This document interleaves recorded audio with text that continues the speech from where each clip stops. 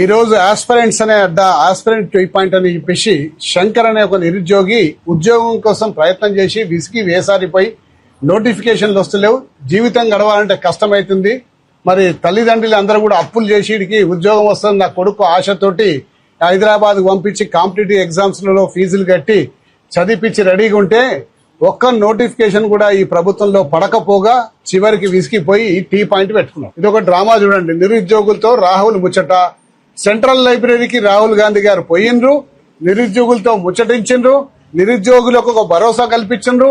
Congress party వచ్చిన వెంటనే ఏడాది లోపల 2 లక్షల ఉద్యోగాలు ఇస్తా అని చెప్పేసి నమ్మబలికిండ్రు.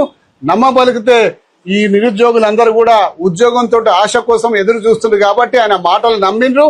కాంగ్రెస్ పార్టీకి పట్టం కడదామని చెప్పేసి ఊరూరు వాడ తిరిగి వీళ్ళ తల్లిదండ్రుల్ని తాత ముత్తాతల్ని అందరినీ కూడా ఒప్పించి మీరు కాంగ్రెస్ పార్టీకి ఓటేసి గెలిపిస్తే మాకు ఉద్యోగాలు వస్తాయని చెప్పేసి ఆ రోజు వీళ్ళందరూ కూడా ప్రచారం చేయడం జరిగింది. మరి రాహుల్ గాంధీ ఏమో సెంట్రల్ లైబ్రరీకి వచ్చి నమ్మబలికిండు. మరి ప్రియాంక గాంధీ మరి యూత్ డిక్లరేషన్ అని చెప్పేసి సరూర్ నగర్ స్టేడియంలోకి వచ్చి ఆమె నమ్మబలికింది.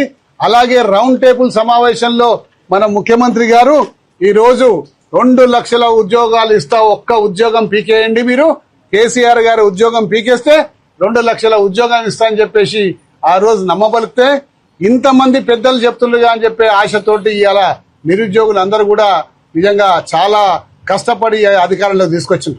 ఈ నిరుద్యోగులకు మీకు ఉద్యోగాలు ఇప్పిస్తాం, నిరుద్యోగుల పట్ల మేము నిలబడతాం, వారి గురించి పోరాడతాం అన్న వాళ్ళందరూ కూడా ఇలా పదవులలోకి ఎక్కిండ్రు, నిరుద్యోగుల్ని మర్చిపోయిండ్రు.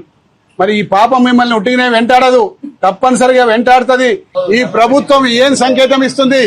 మేము మీకు ఉద్యోగాలు ఇయ్యము, శంకర్ లాంటి వాళ్ళు టీ పాయింట్ పెట్టుకోండి, మరి ఈ అమ్మాయి లాంటి వాళ్ళు ఇంకెక్కడైనా పని చేసుకుని చిన్న చిన్న పనులు, మేము మాత్రం ఉద్యోగాలు ఇయ్యమని చెప్పేసి ఇలా యువతకు ఒక ఇండైరెక్ట్ సమాచారాన్ని పంపిస్తున్నట్టు అనిపిస్తుంది. వీళ్ళ ఉసురు ముట్టొద్దని కూడా ఈ సందర్భంగా మనవి చేసుకుంటూ సెలవు.